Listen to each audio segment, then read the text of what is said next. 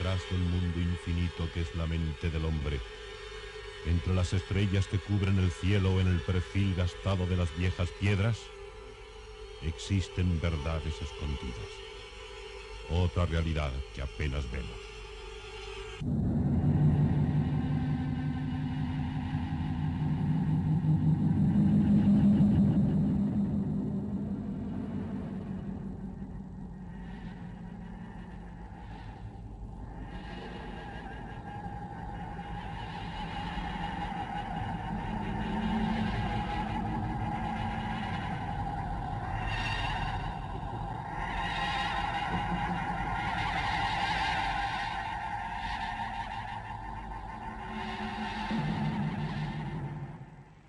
Buenas noches.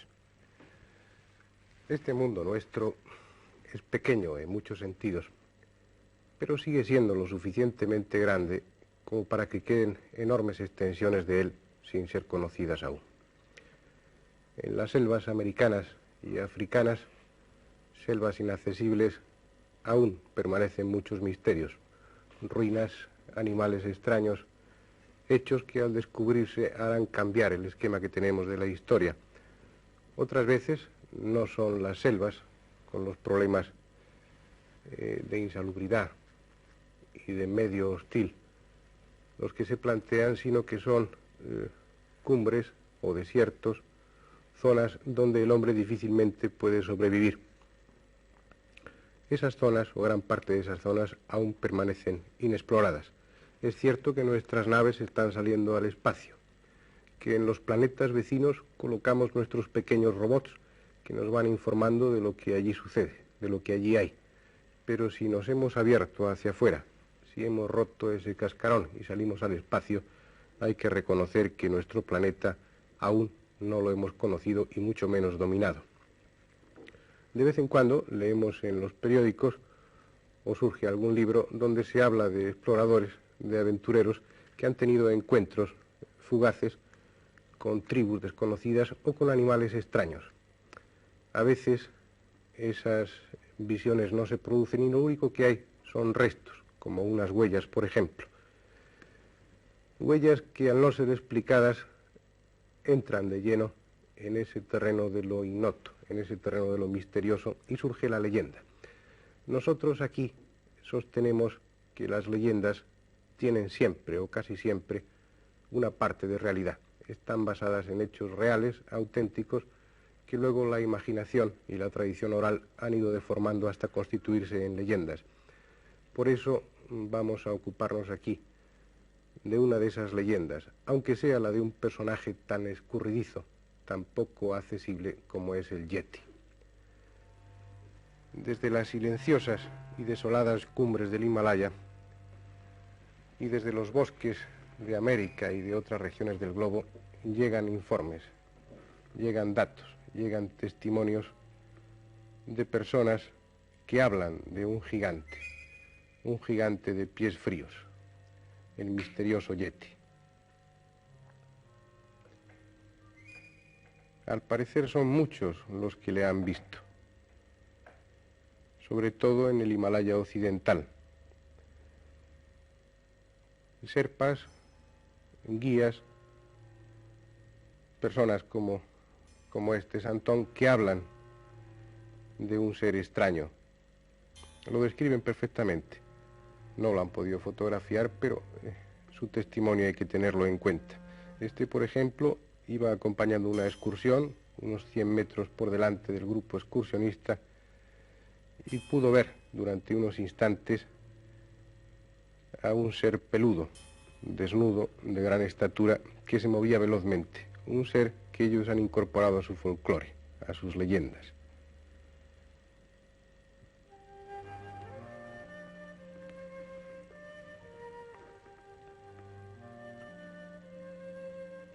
Podrían llenarse volúmenes enteros con los relatos de estos Sherpas.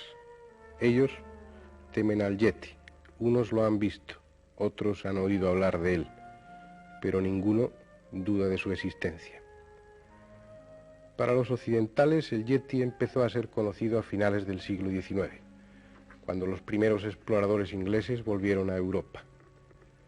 Era un personaje sugestivo, misterioso, y toda la prensa especuló sobre él, empezando a transformarle en leyenda. Leyenda que al parecer está fundamentada en hechos, como esas extrañas huellas que en 1951 consiguió fotografiar Eric Shipton. Más tarde, en 1953, Sir Edmund Hillary y Lord John Hunt oyeron al Yeti en las proximidades de un ventisquero. Aún lo recuerda perfectamente. Cuenta que una noche oyó un aullido, un extraño grito que parecía venir del otro lado del ventisquero. Los Sherpas dijeron unánimemente que procedían de un Yeti. Para Hillary las cosas no son tan claras. El sonido podía ser, según él, más de un mono que de ningún otro tipo de animal.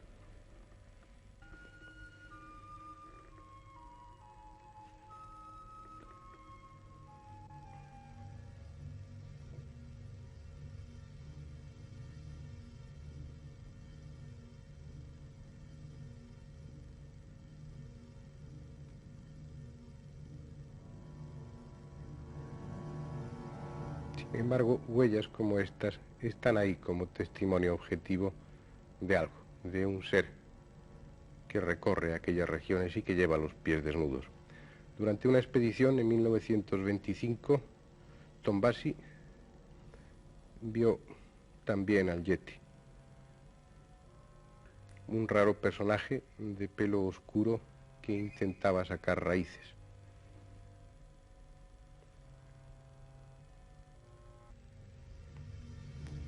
Se pensó por algunos que podría tratarse de un primate muy evolucionado, posiblemente el célebre eslabón perdido. Y eso fue motivo suficiente para que antropólogos y biólogos se lanzaran a la búsqueda del Yeti.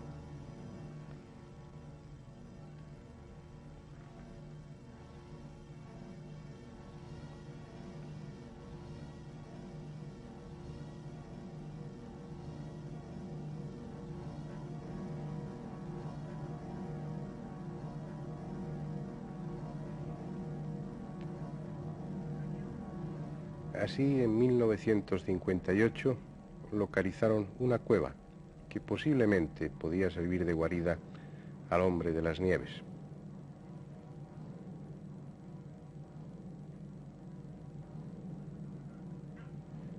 Incluso en 1961 se encontró una mano momificada y más tarde lo que decían era el cuero cabelludo de uno de esos yetis. Todo parecía indicar que el Yeti era una realidad.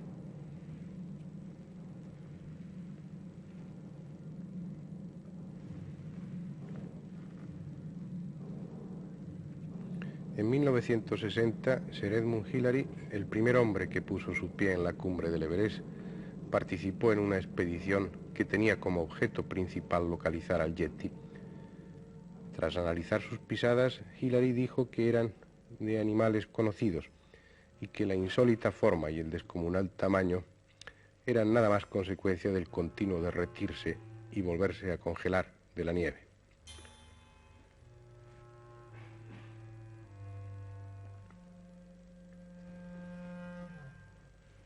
Las pruebas encontradas fueron analizadas en Londres. El cuero cabelludo resultó ser una farsa. En realidad era una piel de antílope. Y la cueva, supuesta casa del Yeti, la madriguera de un oso. La polémica, pues, se mantenía viva. Y aún se mantiene. Para algunos no hay duda, el Yeti es en realidad el oso azul tibetano. Pero los naturales de aquella región lo han visto y creen en él. Como en todo aquello que es inaccesible, que no se deja ver apenas y tocar, la controversia se mantiene viva. Ardientes defensores y ardientes detractores. A la opinión de los científicos, ajenos a las especulaciones, los hechos siguen aconteciendo. A diario llegan testimonios de gentes que han visto o han querido ver al abominable hombre de las nieves. Algunos incluso han sido atacados por él.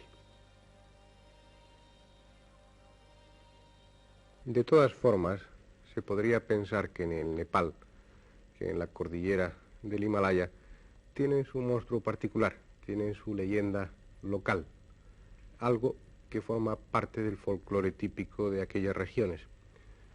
Pero no es así, porque si estamos hablando del hombre de las nieves, podríamos hablar perfectamente del hombre de los bosques, puesto que un ser con unas características muy similares, idénticas diría yo, a las del Yeti, ha sido visto en los bosques de América del Norte. Ha sido visto, fotografiado y filmado. Sí, filmado auténticamente. Todos los aficionados a estos temas saben que existe una película de 16 milímetros en la que en algunos metros aparece este abominable hombre de los bosques, o el pie grande, como le llaman allí. Fue en octubre de 1967. Roger Patterson, un ganadero de Washington, acompañado de un guía, llevaba tiempo recorriendo aquellos bosques. Llevaba su cámara filmadora porque era uno de los convencidos de la existencia del pie grande, o del abominable hombre de los bosques, y quería captar imágenes de él. Y tuvo la inmensa fortuna de conseguirlo. En un momento determinado su caballo se encabritó, empezó a retroceder y terminó cayendo. Patterson sacó su filmadora y recogió a un extraño ser que unos 40 metros a su izquierda caminaba atravesando un banco de arena. Patterson consiguió esa película, discutible si quieren, pero película al fin que ustedes están viendo.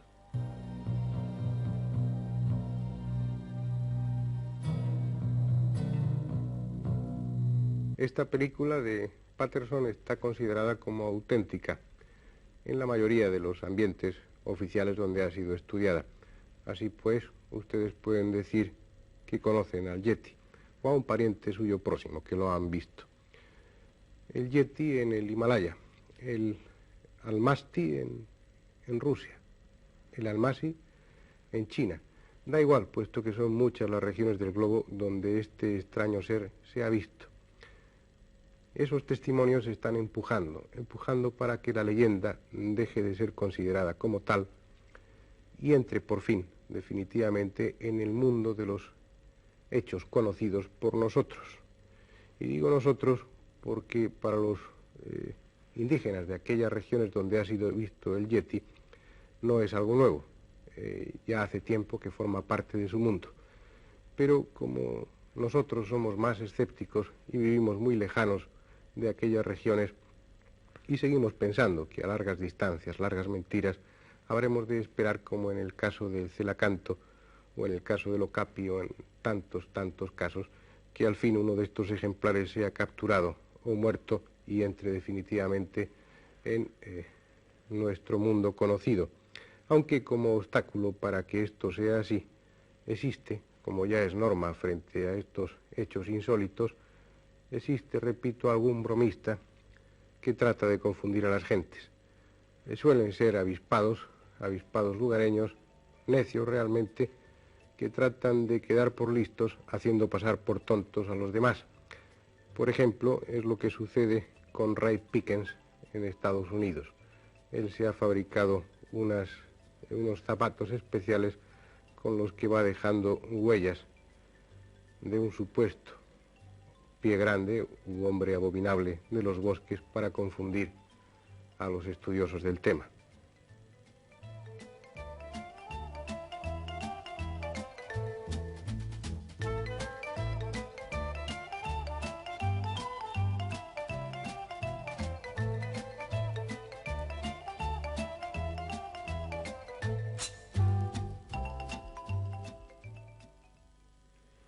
Es cierto que este tipo de bromas únicamente engañan a unos pocos, a los que no conocen el tema o no poseen los estudios, los conocimientos necesarios antropológicos para distinguir unas huellas falsas de otras auténticas. Pero sí, insisto, en que crean un ambiente de confusión y hacen poner en tela de juicio no solamente estas huellas burdas, falsificaciones claras, sino otras que pueden no ser falsificaciones, sino auténticas huellas y auténticos testimonios de la existencia de estos seres extraños. Gracias a este ambiente de confusión hay películas como esta que fue obtenida en Washington en 1969, que no es creída del todo.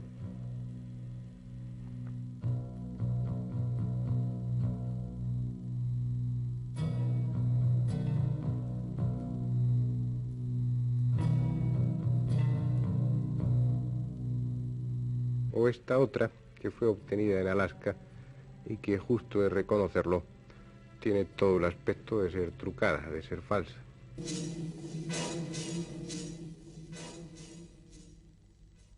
Sea como fuere, sin duda alguna nos enfrentamos a un hecho del que hay cierto tipo de pruebas, huellas, fotografías y filmaciones, aunque sean un tanto dudosas en algunos de los casos. Habrá que esperar, como decía antes, a que sea capturado uno de estos ejemplares para que así deje de estar en el terreno vago, confuso de la leyenda y entre de verdad en el mundo de los hechos reales, auténticos, objetivables. Pero no podemos limitarnos a esperar. Creo que hay algunos elementos, si no suficientes, sí, un principio para iniciar un estudio, un acercamiento a un personaje tan extraño y tan inaprensible como es este del Yeti, aunque para ese estudio tengamos que partir de algo tan frágil como son las huellas. Partiendo, por ejemplo, de estas huellas son las que fotografió Shipton en el glaciar Menlung en 1951. Aunque en un principio les decía que Hillary opinaba que eran huellas de cualquier otro animal, por ejemplo el gorila de montaña o el oso azul, ha habido antropólogos que no se han creído eso, sin más, sino que han estudiado esas huellas. Chernevsky ha sido uno de ellos, el que con más interés lo ha hecho, y ha encontrado resultados sorprendentes. Después de comprobar que no estaban producidas esas huellas partiendo de unas concretas que luego se han deformado por la fusión de la nieve, y esto es fácil viendo la porción de nieve que queda entre las huellas correspondientes a los dedos de los pies. Chernevsky vio claramente que aquellas huellas eran recientes y se dispuso a compararlas con las del gorila de montaña, el animal que planteaba más dudas respecto a la existencia del Yeti. Sacó moldes y obtuvo estos dos moldes. Uno de ellos, el marcado con la letra A, corresponde a la huella del Yeti, mientras que esa otra huella, ese otro molde, corresponde al de un auténtico gorila de las montañas. Como ustedes ven, las diferencias a primera vista son ya notables. Pero si nos fijamos más detenidamente en la huella del Yeti, vamos a encontrar una serie de características que son en muchos sentidos sorprendentes. El primero de ellos es la anchura desmesurada de esa huella.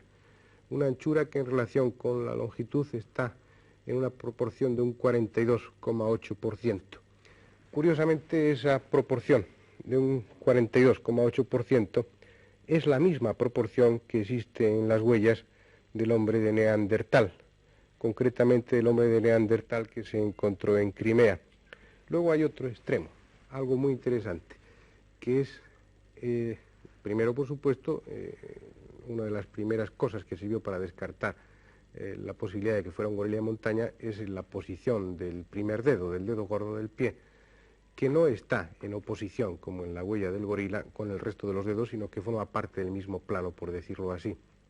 Pero el otro punto, el punto importante desde un plano antropológico, viene dado por el segundo dedo que corresponde a la huella del Yeti. Ese segundo dedo ofrece unas características muy importantes. Es extremadamente largo. Y esa longitud desmesurada, correspondiente a un alargamiento del segundo metatarsiano del pie, es una característica que se encuentra en los fósiles del hombre antiguo, del hombre primitivo. Es decir, hay una serie de elementos que por un lado descartan la posibilidad de confusión, realmente son huellas de alguien o de algo con unas características sui generis, con unas características muy propias que lo diferencian radicalmente en contra de lo que se ha dicho del gorila de montaña. Pero por otra parte, las mismas características de esta huella nos ponen en la pista de un prehomínido, de un hombre primitivo, una especie de cuasi hombre que ha permanecido a lo largo de estos años sin evolucionar. Un hombre inteligente, puesto que muchos de los testigos hablan de que en su mano derecha portaba un arco y una rudimentaria flecha. Si el problema de las huellas parece claro, al menos en un sentido, es más confuso el problema respecto al cuero cabelludo. Ya saben ustedes que el cuero cabelludo que llevó Hillary a Londres fue, según algunos libros, fue una mistificación. Era en realidad un cuero de antílope. Existen concretamente dos de estos cueros cabelludos. Los dos están en monasterios tibetanos, o estaban. Uno en el de Kunjun, que fue el que se llevó Hillary a Londres, y otro en el de Pamboche. En el monasterio de Pamboche, ese cuero cabelludo no fue llevado a investigar, pero sí unos cuantos pelos que se arrancaron de él, y esos pelos no encajan en ningún pelaje de cualquier tipo de animal, de los muchos que cubren la faz de la tierra que sea conocido para nosotros. Son pelos pertenecientes al cuero cabelludo de alguien que no está registrado en los libros de biología o de paleontologías. Por otra parte, si estas pruebas son de por sí, si no definitivas, por lo menos muy sugerentes, existen los testimonios, y no debemos olvidarnos de ello, testimonios de gentes que están acostumbrados a ver un gorila de montaña o que están acostumbrados a ver un oso azul, gentes que aseguran haber visto al Yeti, gentes que se han rozado, que se han tropezado con él y que incluso en algunas ocasiones han sido hasta agredidos por él. Todo parece indicar que el asunto del Yeti, del abominable hombre de las nieves, es algo más que fantasía.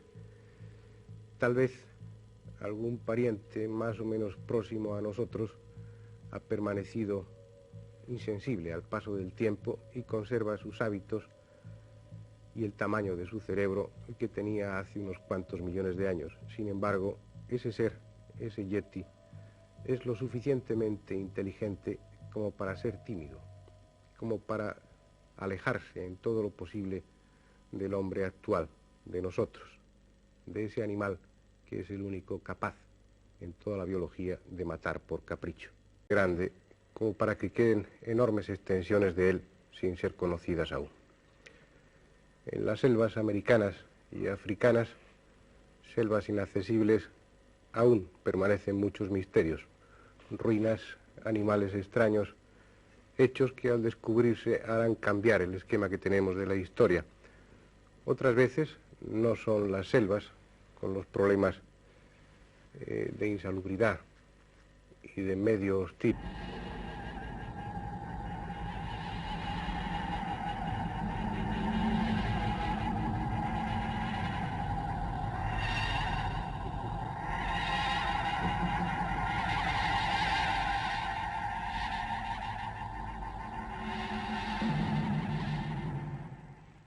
Buenas noches.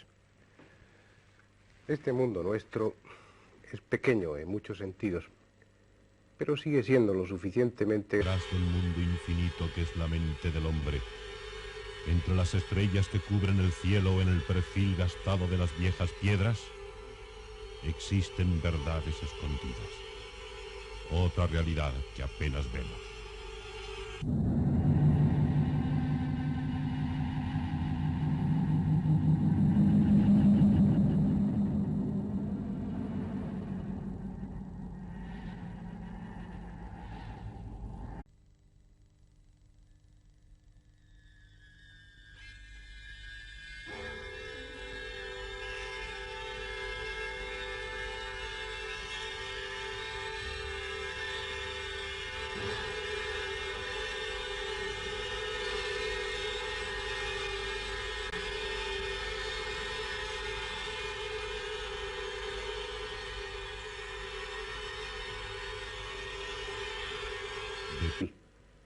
Los que se plantean, sino que son cumbres o desiertos, zonas donde el hombre difícilmente puede sobrevivir. Esas zonas, o gran parte de esas zonas, aún permanecen inexploradas. Es cierto que nuestras naves están saliendo al espacio, que en los planetas vecinos colocamos nuestros pequeños robots que nos van informando de lo que allí sucede, de lo que allí hay. Pero si nos hemos abierto hacia afuera, si hemos roto